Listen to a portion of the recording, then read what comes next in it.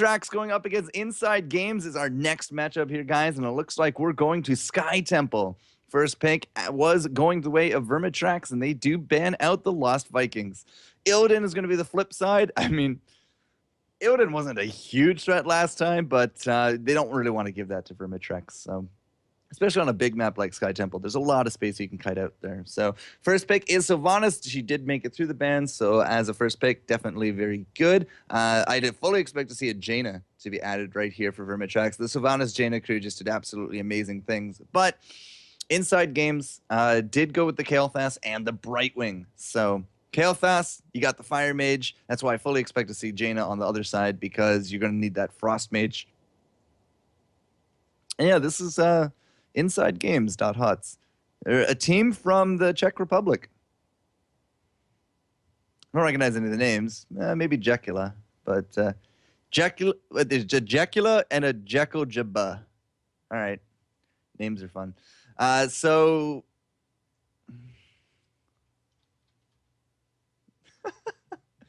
seriously, man, seriously. No Jaina to be joining Sylvanas. It will be a Tyrael Vala instead. So this is actually where Inside Games could go for the Song of Fire and Ice. They could easily get that back line, but I mean, they already got their Brightwing. Anub'arak is still on the board, and Mirrodin has become basically the staple for a tankiest of tanks. And we saw, of course, good use of him yesterday. The Nihilum Mirrodin yesterday, like every single game had a Mirrodin with Nihilum in it, and it was phenomenal to watch. Absolutely a treat. So the webcam's green screened me, and I'm just not in there. I'm just not there. It's kind of funny. Oh, last game, it wasn't the best from the Zigzag and Naga, but this time Inside Games, I mean, they definitely have a little bit of a better start to their draft. This is, again, where I would expect to see something like a Jaina Mirrodin, like right here. I really would. There's the Mirrodin. Okay. So 1 out of 2. Good job, Jester. Inside Games definitely need that tank, especially with the Tyrael on the other side. Like, Tyrael is going to be a thorn in the side of IG, because he's just going to continually judgment Kael'thas. Continually judgment Kael'thas. But they didn't take Anub'arak, and they didn't take the Jaina. So Vermitrax with that Tyrael, they have to either go for double tank, and there it is with the Anub'arak, and a healer, or they would go with the healer and the triple DPS. But Tyrael, Anub'arak, the dream team combo, at least until Tuesday, when we find out if there's any balance changes coming up. Brightwing is out. Every other healer is basically on the board. Do we have a lot of burst? We do not. Right now, we have a Kael'thas. That's really the only big damage from IG, so we could go Malfurion here pretty easily. If we have thoughts about somebody getting Instagave, Tyrael and Anub'arak, you might go Rhaegar for the Ancestral. I would fully expect to see one of those two as the pickup here from VMX. They need a healer. There's no way they're going to skip it. It's going to be one of the two. 24-hour green screen, yeah. All right, so there's the Malfurion for Vermitrax. So they do have, basically, they have a really nice setup. I mean, they got the double engage with the Anub'arak Tyrael, and they got the double back-end DPS of Vala Sylvanas. They chose Vala over Jaina. It looks like Jaina's not even going to get to be played this match, but IG, with a Kael'thas, they know that there's an Anub'arak Tyrael coming for that Kael'thas. We have the double support with the Brightwing and the Uther. This is where I would want to see a bit more of a damage to come out of them. Could be the Jaina, but she's a little bit too glass. I would want to see somebody a bit more bruiser-ish, a bit more flex. Sonya, Assassin Chen, perhaps even tanky Zeratul would definitely do really good things. The Zeratul with the VP would actually be really nice, because if Tyrael and Anub'arak go in, you can VP the other three and then just kind of try to combo them down as best you can for the remaining tanks. But the tanks are going to be hard to kill if you don't have damage. So it's a toss-up, right? If they get somebody with Giant Killer, and I'm not into Falstead, for example, yeah, Falstead, Sergeant Hammer, that kind of thing, then you will have a better time dealing with Tyrael and Anub'arak, because they won't be able to hold up to it, especially if... wow, they do go Jaina! Oh my, I have doubts about this Inside Games crew, but... Okay, Jaina and Kael'thas. The level of burst just went up a significant amount with those two together. Jaina getting all the way to last pick is phenomenal. So the Jaina Kael'thas burst could actually defeat Malfurion, like with that tranquility. If they can polymorph the Trank, well, you can't do that. If you polymorph the Malfurion or stun him out, you have Malfurion, so you have Muradin jump the Malfurion, and you get those stuns kind of rolling, and you can insta-give him, you might have a really good chance. But if you can't get to the Malfurion and he tranks, and you can't burst down one of these engage warriors of an Uberak Tyrael, then they're just going to just dance all over inside games. It's a big what if kind of scenario right now, because it's going to be A or B at this point. Like either we're going to be able to deal with, we're either going to be out damage the heals from Malfurion, and we have the double support, or they're not going to be able to deal with the Malfurion or the double warrior engage, and that's just going to start just sniping people out from inside games. It's going to be one of the two. Not entirely too sure which way it will roll, but let's take a quick look back at the webcam. That I don't have. That's right. Apparently, I still don't have global webcam.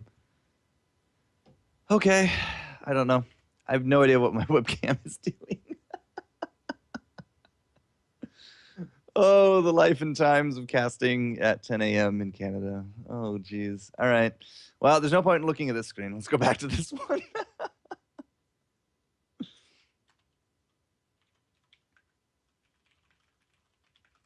So remember, we are going to Sky Temple.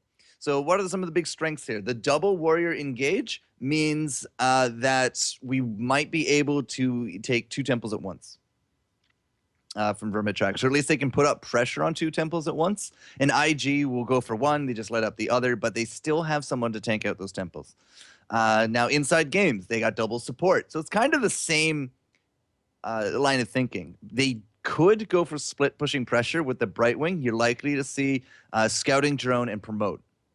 So if it is going to be a split pushing Brightwing, at least earlier on, like the Brightwing doesn't have to leave the lane because Uther will be up there to heal. If it's going to be a Sylvanas, like in the bottom lane early, Sylvanas or a Vala or in an Uberak, they're likely to leave to go for the temples at least early. But if you got up against a Brightwing, the Brightwing can just stay in that lane, get level 4, promote it, and then leave. We saw that technique yesterday on the ESL Open in NA, where there was a split-pushing Brightwing because they had double heals, and the Uther was able to just keep up the rest of the team for poke and soak kind of games.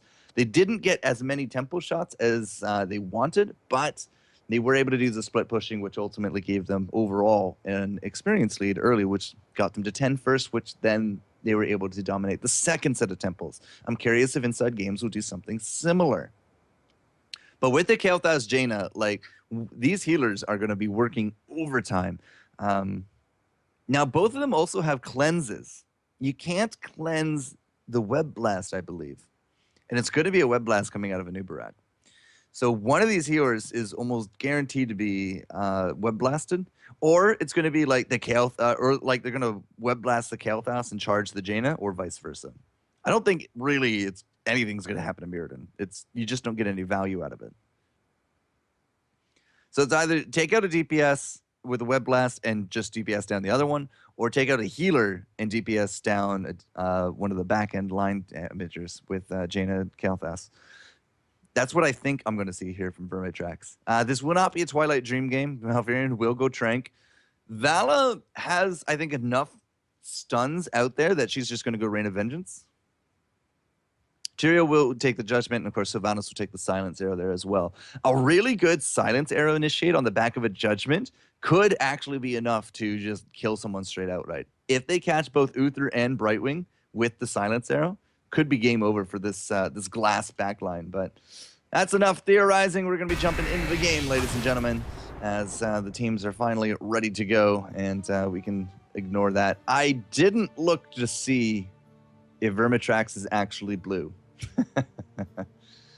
Oops. Inside games, however, we'll find out very quickly. But yeah, I might have to change around the team names. And yeah, we'll have to see how these work. We'll have to see how this works.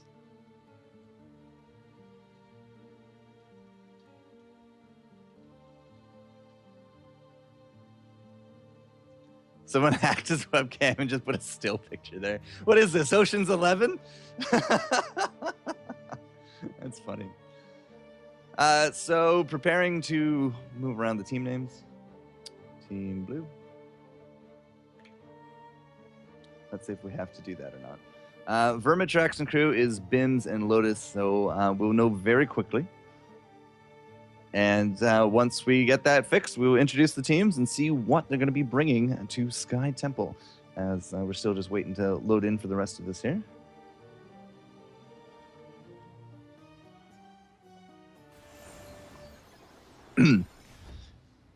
So Lotus disconnected, and he is red, which means that Team Red is going to be... Oh, you're kidding me. There we go. All right, so Team Red is Vermitrax, and Team Blue, that's not the right one. Where's Team Blue? Team Blue will not be Vermitrax, it will be Inside Games. 10-minute pause! Oh, maybe not a 10-minute pause. The mouse works! Look at this! I fixed it. I'm so good at this game. So on the left-hand side, ladies and gentlemen, welcome to Inside Games, the Heroes of the Storm crew. Hydrax, Jekyll, Jekyll, Threy, Mikichi, and I think Mikichi's actually in stream. He is. Hello, Mikichi. And Dareneko. Wait, are we missing someone? And, okay, Dareneko. That will be making the Inside Games crew. Flip side, though, Smexy Style and Beezy. Look at this. I'm just dancing on dancing. Bims, Lotus, and Escape. I'm going to be making up Vermitrax, so we're going to be following... I guess I shouldn't say we're following Vermitrax. I should say we're following the victors of the Vermitrax games, at least until we find the next victor. So, Sky Temple was the choice. Threy, did you play Han? I played Han. Thanks for asking. If you did, that'd actually be kind of funny. Dareneko into the top with the Uther. Looks like Uther's going to be soloing up against Bim, Smexy, and Beezy. We saw this exact comp on the Cursed Hollow map, although it does look like they are going to rotate out. Nope, they're just going to rotate for the eye. He's ex-LOL pro gamer. There you go. Kappa. So nobody died for the eye, but still, this is a heck of a comp. Uther is going to need help. And yeah, you can see Jekyll already up here with Mikichi. And that will leave us with Warriors in the mid, and there's the Hydrax to escape bottom. Hydrax actually with the bribe. He did not go scouting drone today, but I'm still highly suspecting it will be a promote right there at level 4. Other level 1 towns, Reverberation, Mana Addict, Conjurer's Pursuit, and Lingering Chill, so the duration increase. Malfurion with the Conjurers, we got Composite, Salt Scarab, likely to be triple bugs. With the Wind, so increases the range, and Purge Evil increases the damage. So, yeah, level 1s are out and about. Escape is going to have a little bit of an advantage pushing in simply because of those beetles. You can see him already now working away at a little bit of this tower damage. But Hydrax is making sure that he gets every single auto attack in. Now, the big question to me is, will Escape leave the bottom lane? Will he go to try to contest some of these temples? Temples are now active. We got Jekyll and Mikichi up top with Dareneko, and they are actually not going to go for a contest. They're just going to go straight top. So this tells me that bottom lanes are both going to be sticking around because there's no contest on mid, there's no contest on top. It will just be the swaps, and if everybody else is soaking the lanes, then no experience will be lost overall. And that does look like it will be the case. Threy, low hit points after a little bit of a skirmish there from Lotus. He is going to get that passive rolling. He did hit the Sippy Cup here as well. Threy does not want to be going into that Hornet's Nest. Not at all. Hydrax, he's going to get some big damage numbers here on top of Escape, but unfortunately there's just not a lot of burst there for Hydrax to do. And I'm actually wrong. It will be double protective shield at level 4. There's no promote here. I kind of expected to see a split pushy promote Brightwing there, but maybe there's a gentleman's agreement that says no promote. So double shields, I can understand it. They're going to need every single little bit of survivability that they can throw on top of their squishy mages for the Anubarak, for that Tyrael, because they are just going to continually assault and get into that back line. So the double shields are nice. Gathering Power, Thunderburn coming up again. That we've been seeing that more and more. And Envenom for Arjana. Escape has started really working away on this this bottom lane. Hydrax needs help, and you can see already Jekyll and Mikichi maybe coming down. Nope, they're just going to leave it to Brightwing, and they're going to start putting up some Merc pressure instead. We got Retribution, another Envenom, Legion of Beetles, which is, again, likely to see the triple bugs. Multi-shot build is in full effect, and Protective Shield from our own Malfurion here as well. These Giants, unfortunately, are just not going to get much done. We see BZ and Bims using that Sylvanas passive to do their own Giants. Now they're doing their own Bruisers. I think Jekyll's making his way to do these ones, but nobody's going to be joining him. Okay, there we go. It's going to be the Brightwing to join him. It looks like they're going to tag team with Mikichi. So a nice rotation there. The healers are going to do the Wet Noodles fight in the top. Thray and Lotus will do the Wet Noodle fight mid. Escape's got to be a little bit more careful with the Mikichi there. Unless there's going to get a gank in, I highly suspect Jaina is just going to be able to continually push up against the bugs. So both Bruiser camps are taken. We should have the next temple spawning, I want to say in the next 30 seconds or so. And it's a little bit of a slugfest now top. Everybody has rotated into the party lane, and both teams do have their level 7. Here's the temples now coming up. Battle momentum, so not Pierce. Okay. More battle momentum means more thunderclaps for Mirrodin. Fission Bomb, there's the cleanse, the gust of healing, and Frostbitten as well for the damage bonus increase. You can see Hydrax is still into the top lane. So he's not going to be leaving this lane anytime soon, especially with 3 people pushing in. Using the passive of BZ, though, this might actually take a fort. The bottom temple should go the way of Inside Games because of they're putting so much pressure top. But because of BZ disabling this fort, they are going to get this fort. So it will be a fort trade. They'll get out the top, and the rest of everyone here from Inside Games should be able to take this bottom. So, I mean, a little bit of an experience lead has now been accrued from Vermitrax simply because they got the kills quicker, but they're also not going to retreat. They're just going to continue using the Sylvanas passive, and Hydrax cannot put up a fight, and they know this, and they're just going to continue pushing in. They're going to get a tower that's going to start working away at this keep gate. That is not going to be any longer a good trade. Oh, wow. We have a mule. How did I not see that? Mule from the Mirrodin? Vermitrax isn't even going to lose the fort. So Inside Games lost top for it. There was no trade, and they lost both towers at this gate as well. Not the position they want to be in. They also got 10 because of those trades, and Vermitrax all of a sudden jumps up a whole level between the two teams. The whole level, man. Judgment, Wailing Arrow, Web Blast, Strafe. All right, Strafe, and Tranquility. We have a lot of confidence that this Strafe can go and get some good value out of it. There's a lot of ways to stun that out. I mean, we got Gust, we got Stun, we got Polymorph, we got Stun. So, gonna have to keep an eye on Bims to see how well these Strafes will work. We do have 10 now on the flip side, though. Avatar, Phoenix, Divine Shield, Blink Heal, and Summon Water Elemental. Nothing really out of the ordinary, as everyone basically has the expected ultimates, except that Vala. I really did expect to see a Rain of Vengeance, but they don't need it. They got Strafe, so they are going to try to strafe all the things. We'll have to see if that works. Still, it's about between a half and a full level right now between the teams. Vermitrax, however, is saying, all right, Web Blast time. Escape is going to get off the combo. Nope, invulnerability. The Divine Shield does land the Vikings, not the Vikings, the Phoenix goes out from Jekyll here as well, and that will force Vermitrax back. Thray in the front with the Avatar once more, putting up that big line. Where's the Judgment? We have no Judgment. We've already used out the Tranquility here as well. So there's not going to be any more big, massive AoE healing here.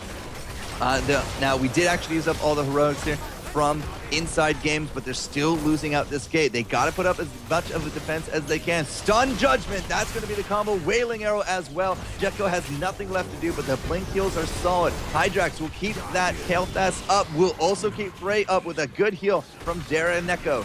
Hydrax is still trying to do his best, keep that Gust going. Here's the next Phoenix. It will keep people off of this fort, but the fort is still going down very quickly. Under half now, and the Living Bombs are going to come out in the Flame Strike as well. And would you believe, still 0 kills apiece after all those heroics being thrown down. Everyone's going to just back off and look for some hit points, hit the Sippy Cup, because capture the temples. The next objective is up. We got the one at the top with the Crocodile, and we got the one at the bottom with the Jackals. Level 11, now almost 12 to 12 and a half. This next fight. I don't expect to see one before 13. If we should be able to get 13 very quickly here for Vermitrax, and they're not interested in top. They're interested in doing this bottom. Why? Because we got a web wrap right there on top of the Jaina. She's too far forward, and they are actually going to fight before 13 because they saw the opportunity with that web wrap on top of Mikichi. Did not yield a kill yet, but there it is. Level 13 is just on the cusp, and everyone here from Inside Games does not want to fight that. They will back off, and they should be making a beeline up to top in order to look for a better trade. Now, the bottom temple will take out this fort, and that will be all 3 forts gone from Inside Games. That means it should start working, I think, on the bottom keep area. And you can see Hydrax is making that beeline as expected into the top. Everyone else, however, is not going to be joining him. Looks like they will be splitting and looking for as much mercs as they can. Or maybe not. I'm not entirely too sure what they're wandering around trying to do. There doesn't seem to be a huge amount of focus, but the bottom temple is now spent. Hydrax is going to be forced off of top because the rest of the team, it wasn't there for him. I guess they want to push mid a bit. But I think denying this tempo is a little bit more of an objective because there's no gate here. Remember? The gate went down so much earlier. And now with this temple, I mean, like, it's going to get keep damage. Like, we still have half the shots here. It's going to get keep damage. But we did just hit 13, so maybe that's the cue. Maybe now with 13, we can go in for this fight. You can see the talents there very quickly, but I'm going to throw them away because we do have the fight. Water Elemental out. Phoenix is good on top of Smexy and Escape, but it will get defeated just because of positioning. We throw out the stun. We find Bims. Didn't quite hit him during the strafe. Still has it in his pocket, but here comes the Judgment, and they blow up Uther. It's going to be good there from Vermitrax. Mikichi in the back was actually web wrapped again, and he's going to throw out that Ice Shield. Here goes the strafe. Nothing left to interrupt it. Bray is going to be on that retreat. Jaina blows up off to the side, and will this actually be the capitalization on top of the Dwarf? It depends if the Escape can get in range. Bims is getting sped up. He's looking for that kill, and they will be able to solidify it. All the shots from the top cleared out the rest of the towers, and now with 3 down, it's an easy keep for the passive of Beezy. And that will be the Escape and their retreat after getting not only 3 kills and a temple and a fort, but also they're going to put up pressure now by denying these bruisers. Not the best of showings here from Inside Games. They did get 13. That's why they tried to split up from that bottom fight, and they tried to soak. I guess. I mean, it wasn't exactly super efficient. They kind of dicked around a little bit over here, but they tried to soak to get 13 so they could fight. Even with the fight, the Web Blast is just doing so much work keeping Jaina out of it. I mean, we got the Water Elemental out, and then she basically got web wrapped, and nobody from her team is helping out with the web wrap at all. It's basically full duration web wraps. And you can turn and get that web wrap out. You can help out the victim. She has the Ice Block. You saw the Ice Block there. If she Ice Blocks immediately after a Web Blast, you can't combo her with an Uberak. You can't combo her with Tyrael, but nobody's been helping her out. And we've just been seeing, we saw Uther got blown up. We saw Jaina then get blown up. Who was the third kill? Eventually Thray got blown up there as well because his short little dwarf legs just couldn't run away fast enough. In fact, speaking of short little dwarf legs, I think we might see him go down here again. He does throw down a stun on top of Escape, but another web wrap. Another web wrap. They're going to get collapsed here. That's going to be the Avatar. We got the Silence Arrow on top of Hydrax, but Daraneka was the big target there. He throws down the shield on top of Thray, and that was how many ultimates right there? 1, 2, 3, 4 ults for 4. Actually, so for 5. Wow, everybody threw out everything on that fight, but there was no kill yet again. 16-14. This is, again, not the best of luck for Inside Games. They really don't want to fight against a level 16 team. Look at the amount of blood for bloods. 1, 2, 3, and 4. 4 blood for bloods and hardened focus. Malfurion is just going to rip right through that mana pool. But yeah, we can't contest this next temple because we're 15-16. You don't ever want to fight when you're down that very important talent tier. But we're not really splitting here. Finally, Hydrax is getting to the top. not the best of wave clears. There's not much you're going to do here, Mikichi. Go wave clear top. Thray can just do things with Thunderclap here. That's going to be okay. And bottom, I don't know why Darren Echo and Jekko are that far forward. They're trying, I guess, their best to get as much experience as they can. But yeah, it's just a hugely defensive position for inside games because there's not much they can do here. Look at this keep. One sword, and that's it. 2 keeps down. Finally now, we're 16. Inside games might try to put up a fight. Every ultimate is coming back up. We still got 10 seconds on Trank, but there's nobody in position here for a fight. 2 keeps down in 13 minutes. The level difference is almost 2 at this point. It's almost a 2-level difference. We're going to go for some bruisers, and that's going to be putting up even more pressure top. Hydrax has been working overtime trying to deal with the split push pressure. And what level 16 towns do we have? Imposing, Ignite. Yep, okay, that's the right one. Benediction, Criterize, and Northern Exposure. Double vulnerability. Double vulnerability. We'll have to see if that actually gets stacked because it doesn't really do much for you once it's stacked. Web Wrap is going to go down on top of the Dwarf. He jumps to safety. Finally, we got some damage coming out on top of that Web Blast victim, and it will not be a capitalization. Another 60-second cooldown will commence. Nobody's gone for boss yet. There hasn't really been huge team fights that have given us the opportunity to go for a boss, so I understand that. But 3 kills nil in 14, almost 15 minutes. Not exactly, those big map positions that you're looking for in order to safely take a boss. You don't ever really want to get caught with your pants down at a boss either here as well. So it's just going to be a little bit more of a patient game here. We're about to hit 17 from inside games. It's going to be a little bit more experience. And there it is. They will have just, a bit more in terms of their stats, their spells. But 2 temples have now just spawned. 2 temples, and both of these are going to be aimed squarely at this keep. Now, even if somehow, let's say, Vermitrax loses all 5 team members here and both temples are up, even with that, we have 3 forts up. In fact, we have an entire gate up. Mule has been working overtime in the background from Malfurion, just continually repairing things, and we've gotten very little value out of a lot of the laser shots that Inside Hots has really been able to capitalize on. Now, they are getting some shots here, but again, Mule has just been restoring the health everywhere. That's going to be the Web Blast. Into the back, they're going to jump on top of Jekyll. Kael'thas gets blown up.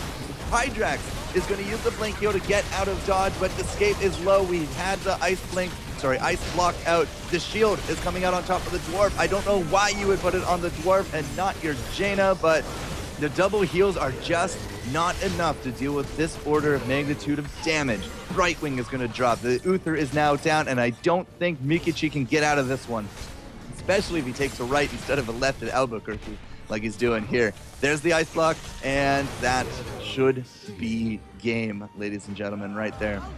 4 more kills, 7-0.